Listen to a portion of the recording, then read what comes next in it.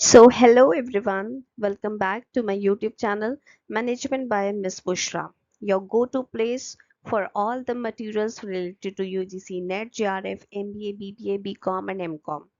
So, if you are preparing for Paper 2 Management, do subscribe my channel Management by Miss Bushra.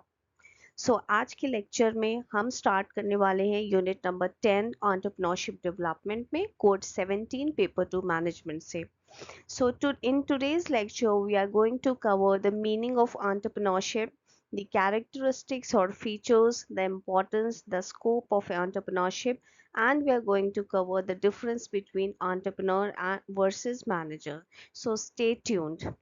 All right, let us quickly start with the lecture.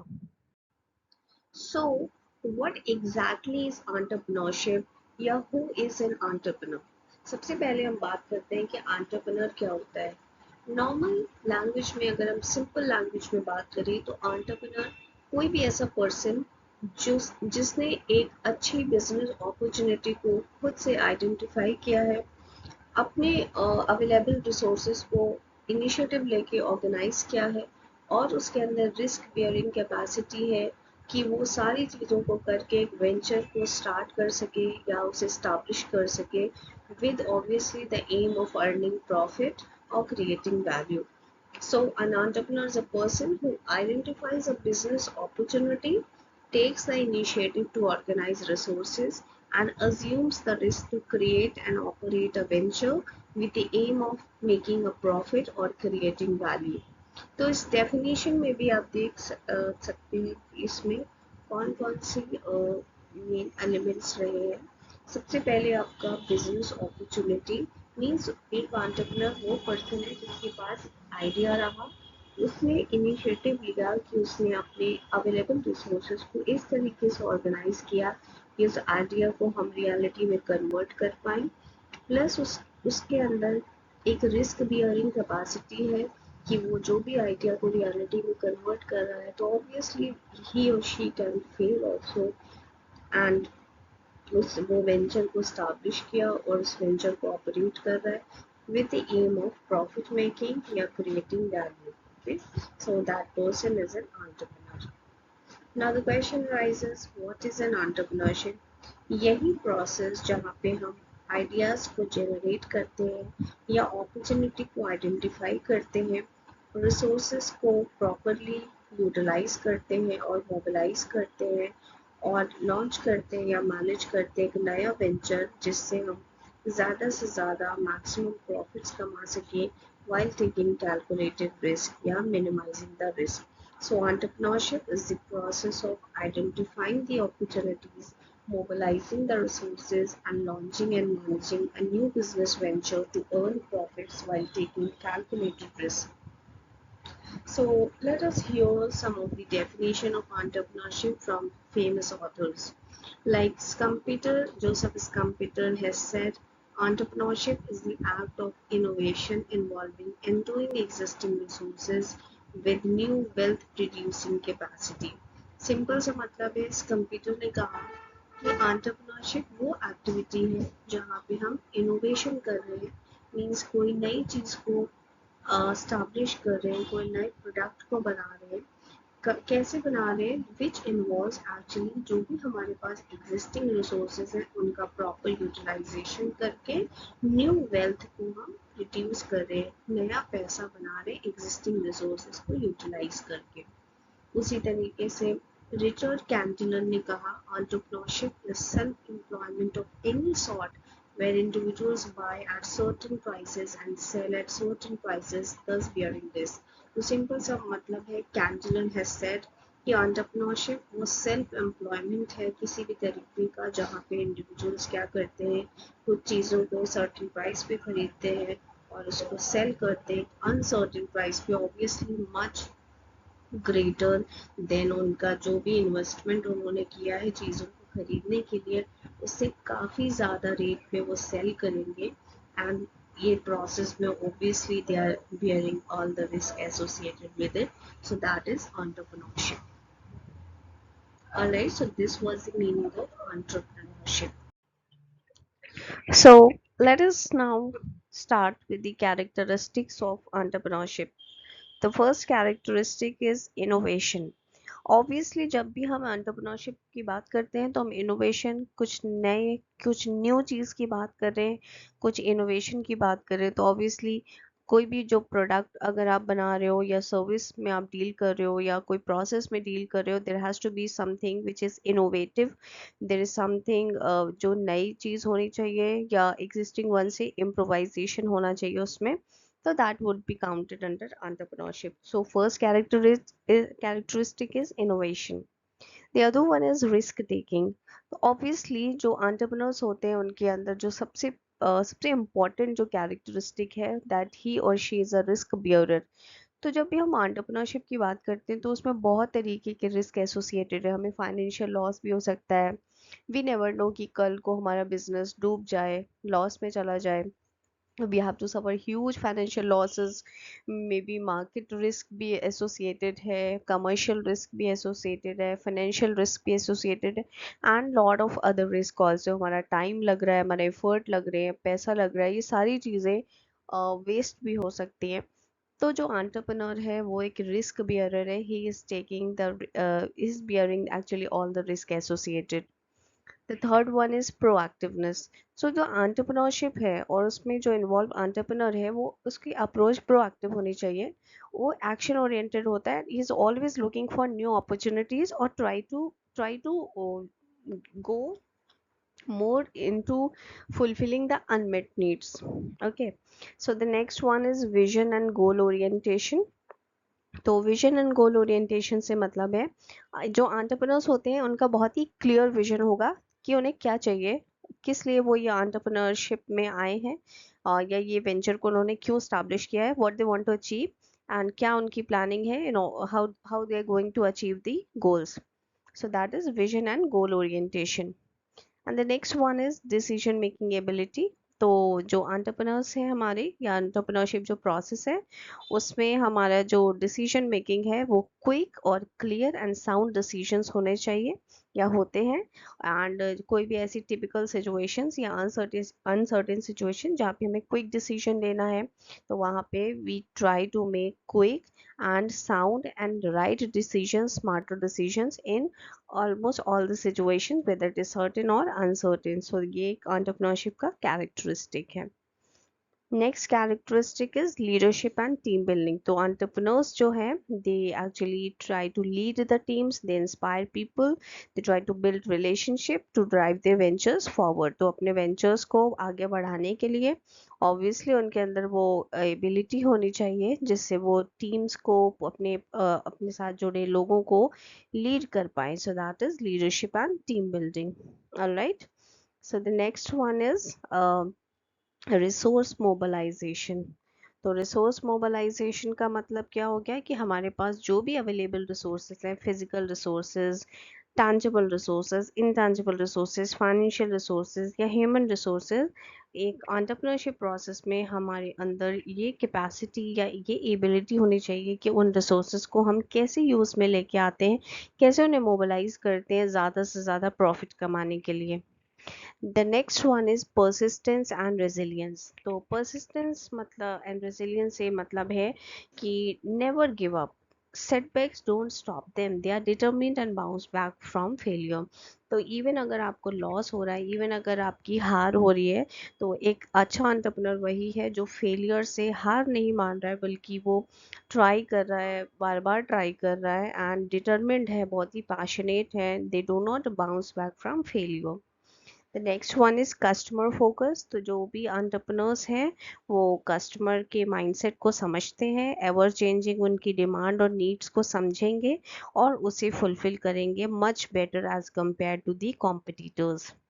The last one is profit orientation। Obviously every entrepreneur का जो main motive है, जो main goal है, that is profit, earning maximum profit। So profit is the key driver behind most entrepreneurial ventures।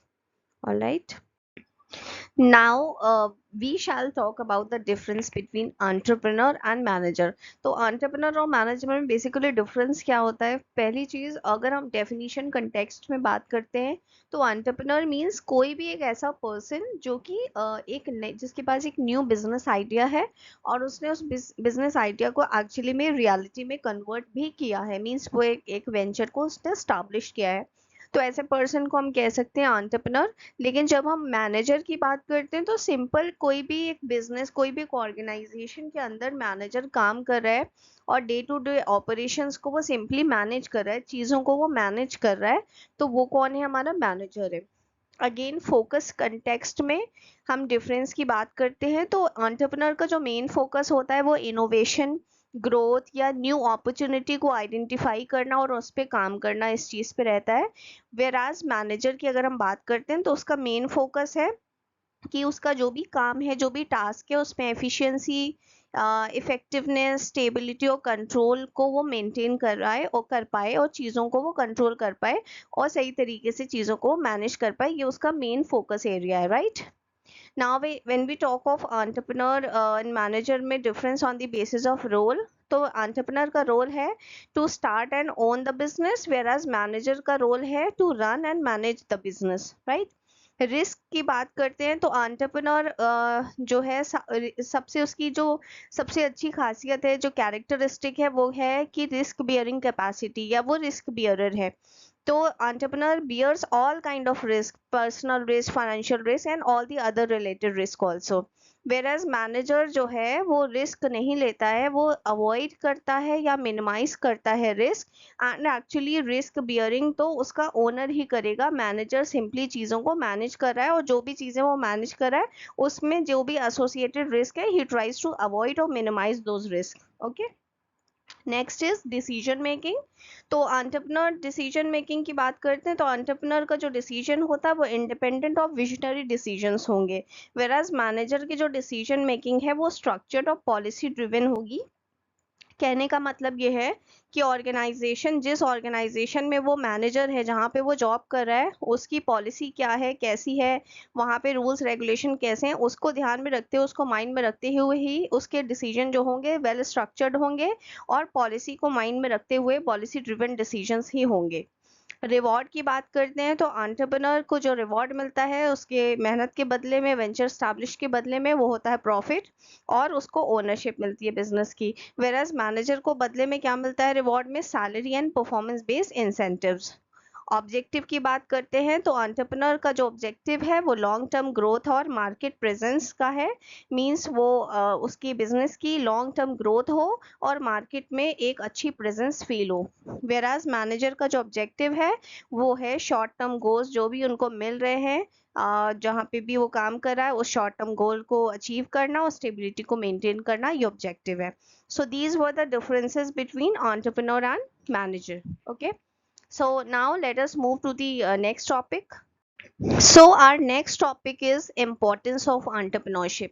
Obviously आज के time में specially जब से पीएम मोदी ने बहुत सारी स्कीम्स वगैरह लॉन्च की है, तो एंटरप्रेन्योरशिप का अचानक से बहुत सारा मींस क्रेज बढ़ गया है और बहुत ज़्यादा लोग एंटरप्रेन्योरशिप की तरफ भाग रहे हैं। एंड क्योंकि हमारी कंट्री में दिन पर दिन जॉब्स की भी शॉर्टेज हो रही है, अनएम्प्लॉयमेंट बहुत ज़्यादा बढ़ता जा रहा है, so it is not possible for everybody to do job, and until unless we go into entrepreneurship, rather we should think broad and think of creating the job. So the importance of entrepreneurship, सबसे पहला उसी से related हो गया, पहला importance है employment generation। तो entrepreneurship बहुत सारी jobs को create करता है और unemployment rate इससे reduce होता है। Second is economic growth. Obviously ज़्यादा से ज़्यादा लोग एंटरप्रेन्योरशिप में आएंगे, नई नई ऑर्गेनाइजेशन, नई कंपनीज, नए बिजनेसेस खुलेंगे, तो कंट्री की जो जीडीपी है, जो इनकम है, सारी चीज़ें जो हैं वो इंक्रीज होंगी, बूस्ट करेगा जीडीपी को by producing more good and services and increasing the consumption and exports. Third one is innovation and technology development. तो एंटरप्रेन्योर्स जो होते हैं नए नए आइडियाज़ लेके आते हैं, न्यू टेक्नोलॉजीज के साथ आते हैं, नए मेथड्स लेके आते हैं, इनोवेटिव चीज़ें लेके आते हैं, तो जिससे कि आपका इनोवेशन और टेक्नोलॉजी डेवलपमेंट हो रहा है और ओवरऑल कंट्री का प्रोग्रेस हो रहा है। Next is improved standard of living.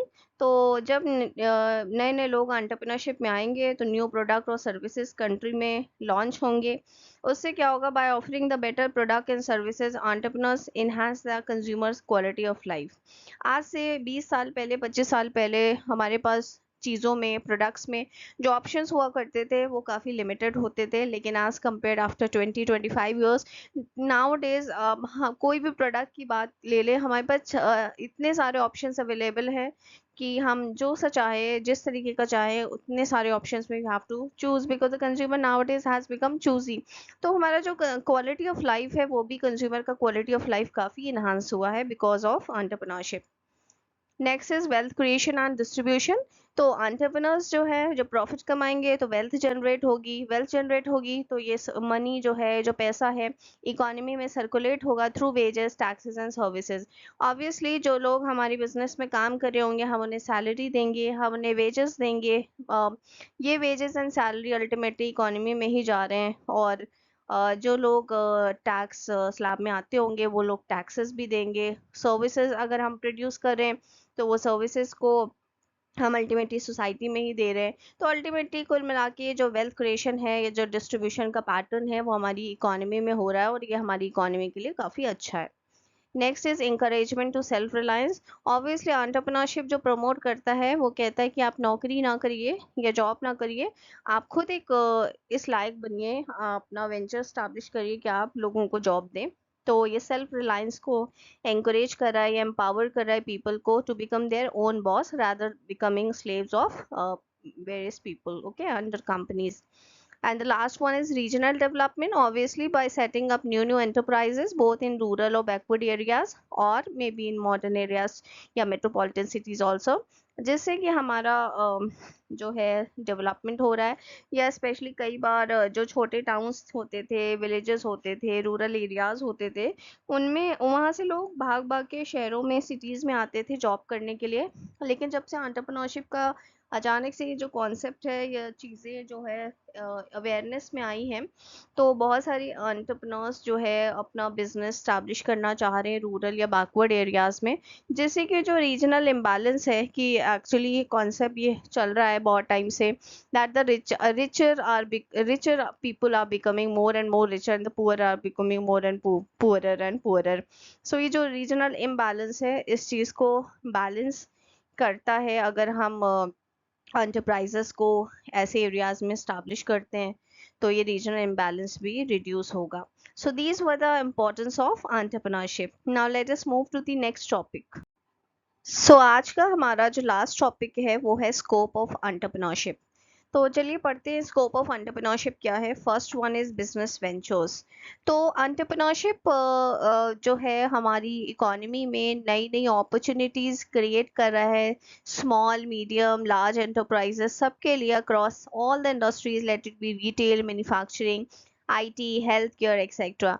तो कुल मिला के एंटरप्रेन्योरशिप का स्कोप ये है, फर्स्ट इज कि नए नए वेंचर्स स्टैब्लिश करना, whether it is small, medium और large enterprises in all sort of industry. अगर हम स्कीम्स की भी बात करें तो एमएसएमई स्कीम्स अवेलेबल है, जिसकी हेल्प लेके हम इन सारे एंटरप्राइजेस में डील कर सकते हैं, इन सारे एंटरप्राइजेस को स्टैब्लिश कर सकते हैं, ये सारी स्कीम्स का फ़ायदा उठा के, जो कि गवर्नमेंट की तरफ से प्रमोट की जा रही है। Second one is startups and innovation. तो स्टार्टअप्स एंड इनोवेशन की बात करें अगेन, तो बहुत सारे स्कोप एंटरप्रेन्योरशिप का ये है कि हम बहुत सारी चीज़ों को, इनोवेटिव चीज़ों को लॉन्च कर सकते हैं। ऐसे स्टार्टअप जो कि टेक्नोलॉजी या ऐप बेस्ड है या सोशल प्रॉब्लम्स को रिलेटेड हैं, तो ऐसे एंटरप्रेन्योर्स भी बहुत तेज़ी से आ रहे हैं। और ये सारी, जैसे कि एग्जांपल भी है, अगेन स्कीम्स की बात करें तो स्टार्टअप इंडिया स्कीम है, स्टैंड अप इंडिया स्कीम है, जो कि प्रमोट कर रही है स्टार्टअप्स और इनोवेशन को, और स्पेशली टेक रिलेटेड या सोशल प्रॉब्लम रिलेटेड या एप्स क्रिएट करने में। Third one is social entrepreneurs. तो entrepreneurs can also address social issues, जैसे कि एजुकेशन को लेके, एनवायरनमेंट को लेके, हेल्थ को लेके भी बहुत सारे इश्यूज हैं जो कि हम इन सोसाइटी में ये इन इश्यूज को रिजॉल्व कर सकते हैं और एंटरप्रेन्योरशिप भी साइमल्टेनियसली कर सकते हैं। एग्जाम्पल हो गए बहुत सारे एनजीओज हो गए, सीएसआर को लेके फंड्स आ रहे हैं, अटल इनोवेशन मिशन भी अवेलेबल है। तो ये सारी जो गवर्नमेंट की तरफ से स्कीम्स हैं, गवर्नमेंट की तरफ से चीज़ें हैं, ये सारी चीज़ें भी एंटरप्रेन्योरशिप को प्रमोट कर रही हैं। Fourth one is rural and agri entrepreneurship. तो रूरल एंड एग्री एंटरप्रेन्योरशिप तो बहुत सारा ह्यूज पोटेंशियल, जैसे मैंने अभी बताया भी था कि रूरल एरियाज में भी अचानक से फोकस जो है बहुत ज़्यादा एम्फेसिस हो गया है एंटरप्रेन्योरशिप से कुछ सालों में, कि हम रूरल एरियाज में भी बिजनेस को स्टैब्लिश कर सकते हैं। तो बहुत पोटेंशियल देखने को मिल रहा है रूरल एरियाज में अग्री बिजनेस आज के टाइम में। बहुत सारे लोग एमबीए इन अग्री एग्रीकल्चर करते हैं, या डेयरी फूड प्रोसेसिंग हो गया, ऑर्गेनिक फार्मिंग हो गया। तो इसको लेके भी बहुत सारी स्कीम्स अवेलेबल हैं, जैसे कि पीएमएफएमई स्कीम हो गया जो कि है प्रधानमंत्री formalisation of micro food processing enterprise scheme. तो ये स्कीम बेसिकली क्या करती है, जितने भी अनऑर्गेनाइज छोटे छोटे फूड प्रोसेसिंग यूनिट्स हैं उनको फाइनेंशियली सपोर्ट करती है। गवर्नमेंट की कुछ स्कीम्स हैं, RKVY जो कि है राष्ट्रीय कृषि विकास योजना, जो कि एग्रीकल्चर सेक्टर को बेसिकली स्ट्रेंथन करने के लिए लाई गई। और ऐसे स्टेट्स जिनको ऑटोनॉमी या फाइनेंशियल सपोर्ट की ज़रूरत है एग्री सेक्टर में, उनको ये फाइनेंशियली सपोर्ट करती है। ई नाम स्कीम होगी हमारी। तो ई नाम नेशनल एग्रीकल्चर मार्केट जिसे हम बोलते हैं, ये बेसिकली ये क्रिएट करती है कि unified national market for agricultural commodities. तो कुल मिला के बहुत सारी स्कीम्स अवेलेबल हैं जो कि एंटरप्रेन्योरशिप को प्रमोट कर रही हैं। नेक्स्ट आता है आपका वीमेन एंटरप्रेन्योरशिप। तो बहुत सारी स्पेशल स्कीम्स विमेन एंटरप्रेन्योर्स को प्रमोट करने के लिए तो बहुत सारी स्कीम्स अवेलेबल हैं, इंसेंटिव्स अवेलेबल हैं, जो कि ऐसे बिजनेसेस जो कि विमेन लेड बिजनेसेस हैं या उनका इकोनॉमिक पार्टिसिपेशन चाह रहे हैं, जैसे कि आपका महिला उद्यम निधि या अन्नपूर्णा योजना हो गया, जो कि महिला उद्यम निधि स्कीम जो है विमेन एंटरप्रेन्योर्स को सपोर्ट करती है by providing financial assistance for setting up small scale industry. या अन्नपूर्णा स्कीम की भी अगर हम बात करते हैं तो ये स्कीम जो है विमेन एंटरप्रेन्योर्स को लोन्स प्रोवाइड करती है जो कि फूड केटरिंग बिजनेसेस में इन्वॉल्व हैं। अगेन ग्लोबल एंटरप्रेन्योरशिप की बात करते हैं तो ऐसे एंटरप्रेन्योर्स जो कि ग्लोबल मार्केट्स में एक्सेस कर सकते हैं easily via e commerce, exports या इंटरनेशनल कोलैबोरेशन, उसके लिए भी बहुत सारी स्कीम्स है, लाइक DGFT स्कीम, जिसको हम बोलते हैं directorate general of foreign trade. ये स्कीम प्रमोट करती है, फैसिलिटेट करती है इंडिया के एक्सपोर्ट इम्पोर्ट्स को। या एक्सपोर्ट प्रमोशन काउंसिल्स भी क्रिएटेड हैं जिनका मेन ऑब्जेक्टिव है to support and promote exports from various sectors. Then we have service sector opportunities also. तो सर्विस सेक्टर में जैसे कंसल्टेंट्स हो गए, फ्रीलांसिंग हो गया, डिजिटल मार्केटिंग हो गया, लॉजिस्टिक्स हो गया, एजुकेशन हो गया। So these all things are also very rapidly growing in the entrepreneurial fields. आपकी स्कीम्स हो गया डिजिटल इंडिया की, या स्किल इंडिया मिशन की स्कीम जो कि डिजिटली एम्पावर्ड सोसाइटी को कर रहे हैं या नॉलेज को बूस्ट अप कर रहे हैं। स्किल इंडिया मिशन जैसे कि बहुत सारे यूथ को ट्रेन कर रहा है skill wise across various sectors, जैसे कि हम एम्प्लॉयबिलिटी को एनहांस कर सकें। So these were some of the scope of entrepreneurship. So in today's lecture basically we have studied the meaning of entrepreneurship, we have studied the importance, the characteristics and the scope of entrepreneurship, and also we have studied the difference between entrepreneur and manager. I hope you all would have understood. अगर आपको कोई भी query है then please you're most welcome to please post it into the comment section. And yes, in the upcoming videos we will be covering this unit 10 entrepreneurship development. So stay tune. अगर आपको lecture अच्छा लगा हो तो yes please do motivate me by simply pressing the like button, the share button and the subscribe button. Thank you so much for watching.